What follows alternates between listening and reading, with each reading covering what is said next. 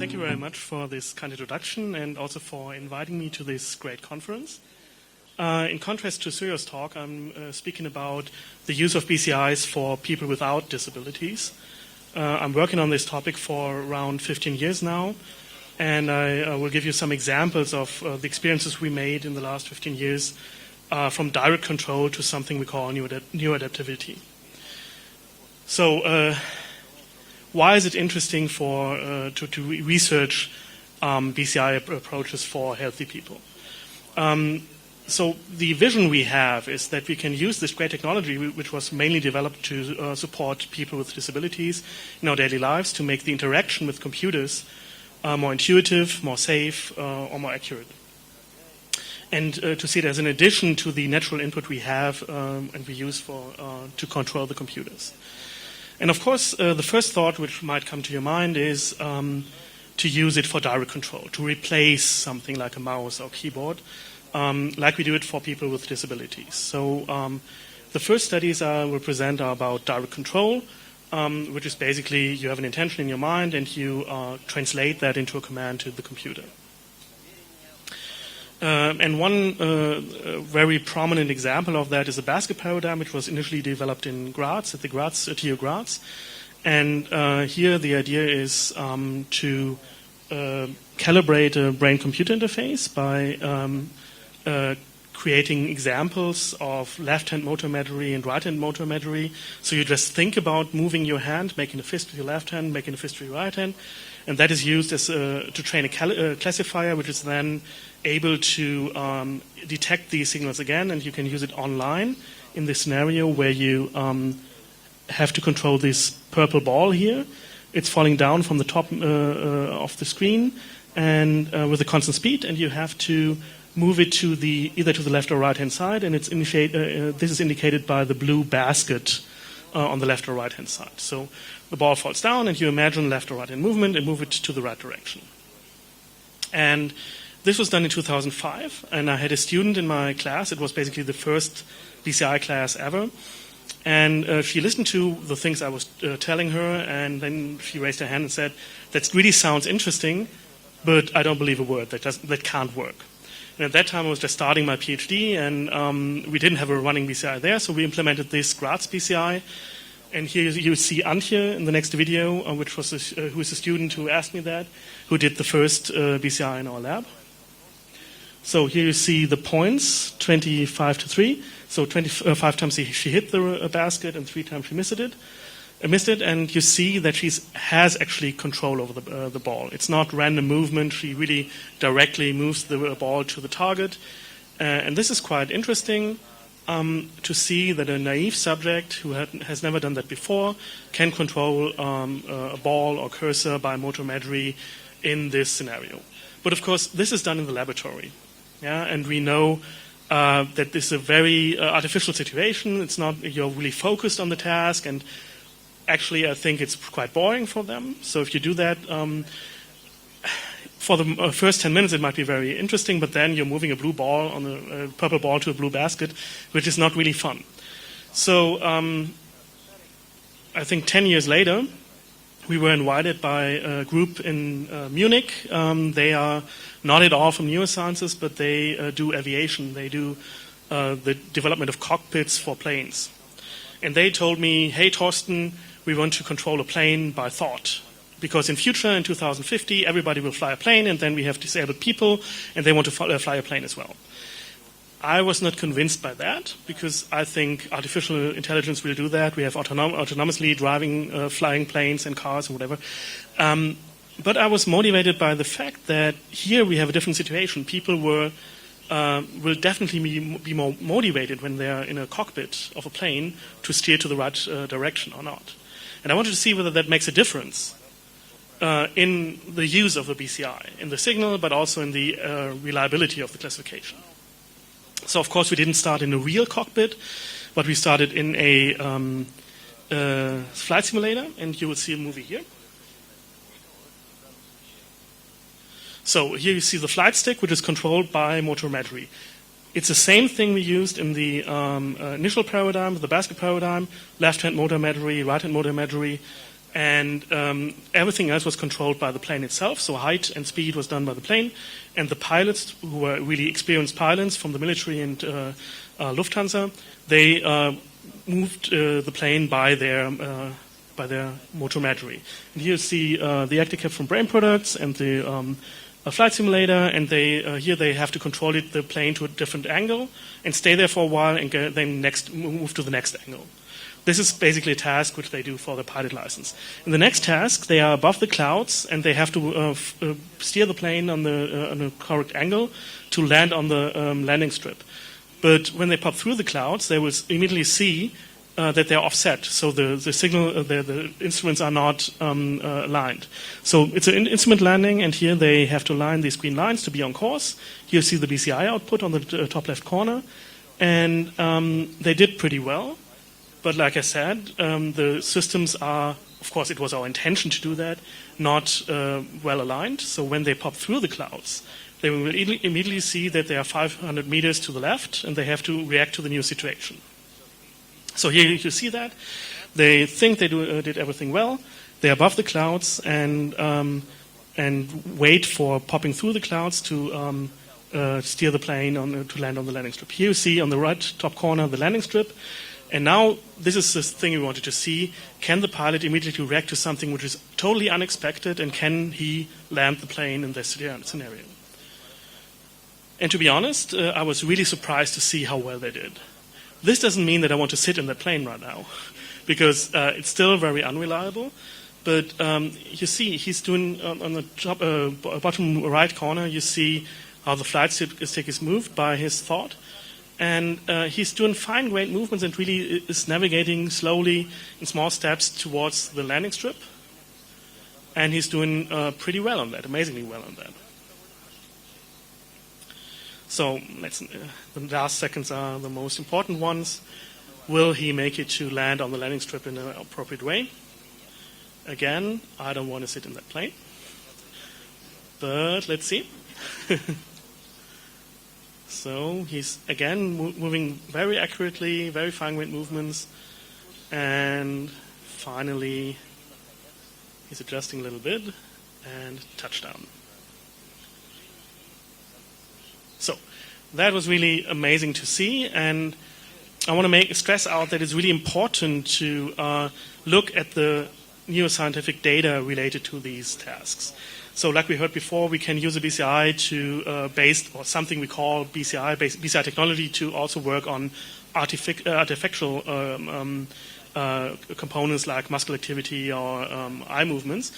But when we look at the results we have here from the pilots, we see the topo plots here. Here's the nose, here are the ears, and these are the electrodes, and the colors indicate the electrical activity, the relevance for classification. And when you see that and you know about right and left-hand movements, you see these are textbook type of topo plots pointing at the motor cortex. And in this scenario, they could also use the foot, which is this one. So we had really very good results here. So we are aware that we are not classifying on artifacts here, but really on brain signals. And when you look at the graph on the right-hand side, you see the blue curve is indicating the actual flight they should have done in the first task. And the green line is for one subject, how he flew the plane on that one, which is really quite accurate. You see it's wiggling around, there's some oscillation in it, but he really could manage to fly the plane in an accurate way. So, and what was the main result was we had 7 pilots. 4 pilots did awesomely well, and 3 pilots couldn't fly at all. So, and so far I don't know what the reason for that was, because it's totally binary. For the good participants, we had an accuracy of 97%, which is really good. When you look at the literature, you see in the basket paradigm or something, you see an average of 85%. So why didn't the 3 subjects, or 3 pilots didn't work it out at all? So, and here I'm referring to Fabian, I think they were not attached to the technology. We took 1 hour of time to train them, not to calibrate the system, but to tell them how to do it. But when I saw them in the plane, they were moving the head like, "Hey, look, the plane is going to the left," but this was not what they were supposed to do. So they were unsecure about it. They didn't know how to do it, and they did it wrong. And the BCI, of course, was calibrated not on head movements, but on brain signals. So these are good results, but like I said multiple times already, I don't want to use that in my reality. So when I can use my hands, why should I use a BCI? A pilot can fly much better with a flight stick, so why should we do that? And this brings me to the conclusion that the first approach, using BCIs for direct control for healthy people, is not the best one. So what can we do else? We can go for implicit control. So the idea is that we use the system like a plane or computer as we are used to do. So we use a mouse, we use a steering wheel, we use a flight stick. In addition to that, we get information out of the brain which might be valuable to support the interaction.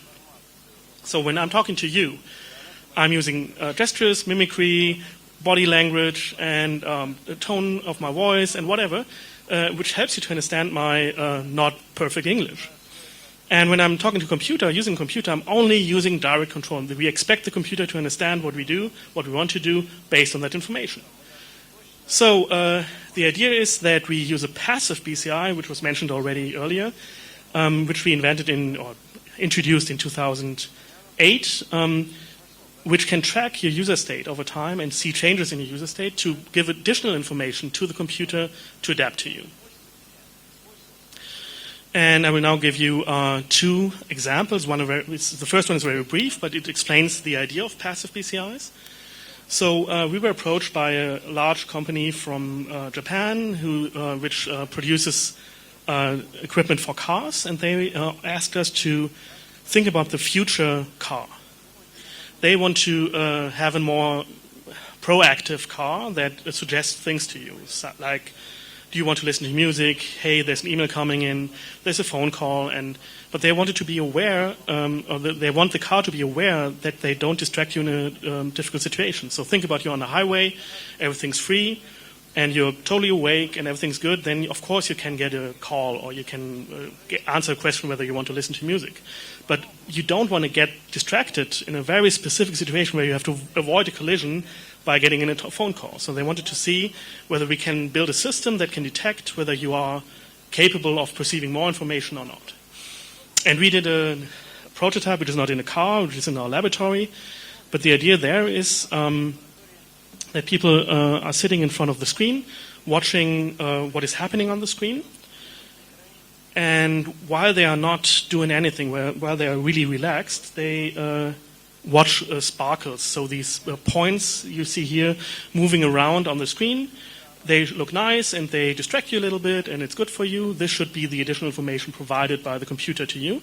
But as soon as they do a task, as soon as they are distracted, these sparkles should disappear automatically based on your brainwaves. Because they should not distract you anymore from your main task you need to do. And we did that on the basis of workload. So we had a workload classifier, which can detect how busy your brain is. And we directly correlated the output of the classifier to the numbers of sparkles on the screen. So here you see she's not doing anything. She doesn't know what it's about. There are some sparkles flying around. She might think, what is happening here? So there's some activity in her brain. But when the task comes, which is a math task in the middle, the BCI detects that her brain is busy and the sparkles disappear. And she's continuously doing the math task, on and then math task stops and the sparkles come back again. And the thing is that she was not aware that there is a BCI used or something. She just did the task, and the system responded to her brainwaves, and she didn't have to do anything additional. The system did it automatically. And this is the concept of passive BCIs. Passive comes from a user's perspective. So we already heard that we introduced this distinction between active, reactive, and passive. And in active BCIs, you're actively sending out a command, and in a passive BCI, it's just detected from your state, and you don't have to do anything additionally. And then, of course, we did a lot of studies on passive BCIs, which I can't present here at all of them. But one big step we made was in 2016, where we published this paper in PNAS, where we showed that you can implicitly control a cursor on the screen. What does it mean? You look at a cursor on the screen, which would go to a target on a 2D way, and you just look at it, and the cursor learns from your brainwaves automatically where to go. So you don't say anything, go to the left, go to the right, go to the up. You just watch it and perceive it, and the cursor understands where it wants to go, where it needs to go, just by looking at your brainwaves. So here you see the task. In the bottom right corner, the target is, and the cursor is jumping around. It can only move to one adjacent node. And we just ask people, look at that, and internally interpret, is that a good move? That, of course, was a bad one. And that one is also a bad one. And they just had to think about it and perceive the information and understand what is going on there. And, of course, this is randomly moving. Yeah, this is just the calibration paradigm. We use that data to calibrate the classifier. And it would accidentally hit the target after a while, but it took a long time. And people were, of course, a little bit frustrated after a while because it didn't hit the target. But we used that data to calibrate or to reinforce learning. So we had a very simple artificial intelligence which would tell the cursor where to go.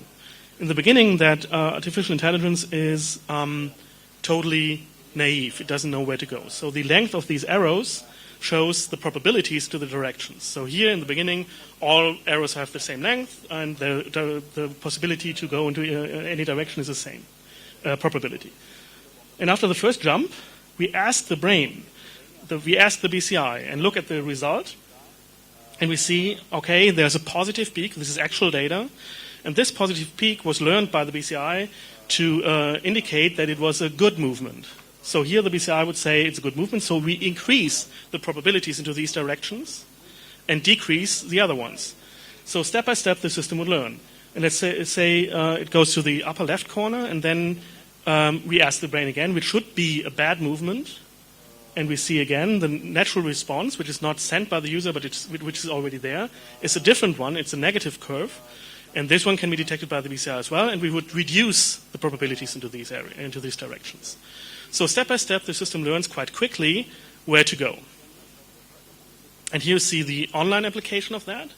It's actual real data. So the bars on the right were not presented to the participants, but these are indicating the probabilities into the directions. It's basically the length of the arrows. And you will see how they change over time. So the first step was interpreted as bad, so we reduce the probabilities. The next one is a good one. And step by step, you see the probabilities on the right-hand side, which is actually a model of your directional preferences, which was only derived by your brain signals. There's no other input than your brain signals, and it hit the target quite quickly. Okay. And here we see a larger grid, and be aware, people were not told what is happening there. They just were told, look at the cursor, and see what it does. They were not aware that they were communicating to the cursor or changed the cursor's behavior in any way. And here on the bigger grid, you see it takes a little bit longer, but also here, the directional preferences on the right-hand side are learned quite accurately. And we asked people, did you see a difference in this run compared to the calibration paradigm? And they said, yeah, it was much quicker. And then we asked them, do you have an idea why? And they came up with ideas like the target was in the upright corner more often and it goes quicker there. But nobody of the 23 participants had any idea that they were contributing to the movement of the cursor. But of course, these were only examples. Let's have a look at the, I'm already done, yeah, at the statistics. So when we have no support, we see we need 27 jumps by accident to hit the target and 90 jumps on the 6x6 grid. And when we use a BCI, we can reduce that to 13 jumps on the 4x4 grid and 23 jumps on the 6x6 grid, which is really a significant reduction of that. But of course, how good is it? So we also did the same thing with a perfect reinforcement, which was done by knowing where the target is. So where we didn't ask the brain, but gave the reinforcement learning the information where the target is. And there we could reduce it to 10 jumps. It's still probabilistic movement. And 14 jumps, which shows that we, with our BCI, did a very accurate measurement. But when you look, like I said, we have to look at the brain data as well. And when we look at that, we see the positive response and the negative response. But when we correlate that to the degree of error, how far they were off, you see there's a color coding from 27 degrees to 180 degrees. And there's a linear correspondence of the ERP to the significance of the error, which shows that there's not only binary information in the brain, but also more fine-grained information. And we could localize that in the middle prefrontal cortex, which gives us a strong association that we are modeling higher cognition like predictive coding. So I'm concluding now. This is interesting to use for people in everyday's life. Shows the example. But of course, we have a problem of EEG electrodes. This is an old one.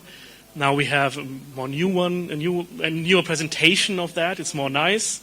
But we also have dry electrodes, and maybe in future we have other electrodes which are easier to use.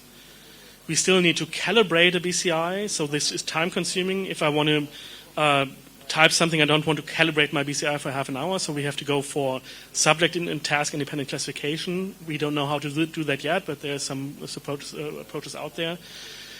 And then we might go to the real world where we can support people to interact with technology and extend the bandwidth of communication from the user, so not only use mouse input, but also the brain input.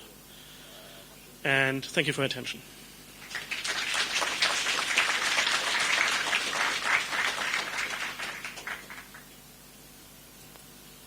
Any questions?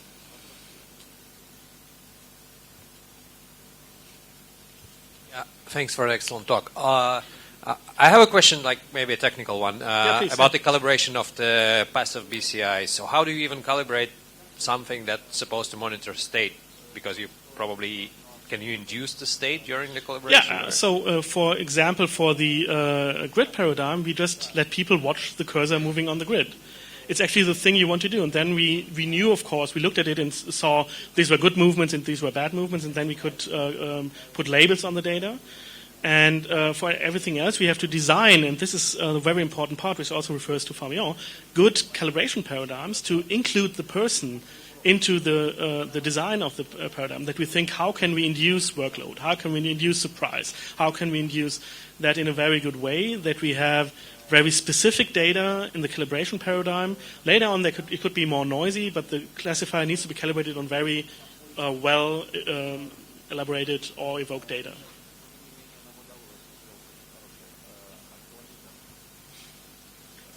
Just the addition to the question, how the reward for the reinforcement learning was built? It was a very simple one. We just increased. So if we used a binary classification, if it was a positive classification, we just increased the probability by 7% into that direction. That's a very simple reinforcement learning. Yeah, I mean, but the direction of the right movement was induced from the EEG data, right? It just changed the probabilities, and then it was drawn from the probabilities to which direction the cursor should move. So the user has some preferences of the movement, you know them. So we have this distribution here, yeah, and then we draw from that distribution in which direction it should go. It's still a probabilistic movement. Thanks.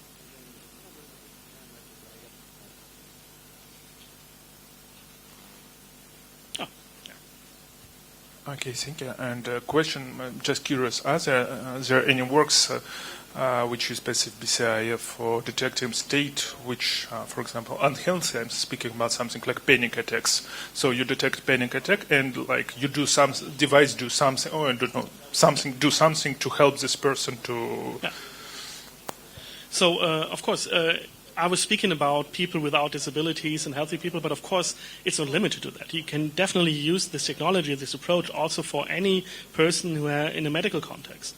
So there are ideas out there that if you need some drug administered and you can detect a relation to that in the brain, that it's automatically administered to that person, without the need that the person needs to press a button. If you are unconscious but you need the drug, it could automatically be detected and in a closed loop again. You know, there's an idea for diabetes where they implemented electrode which is subdural, so under the skin but above the skull. And when you have the need for insulin, there is a response in your brain, and when that signal is detected, automatically insulin would be injected into your veins. Yeah. Okay, thank you very much.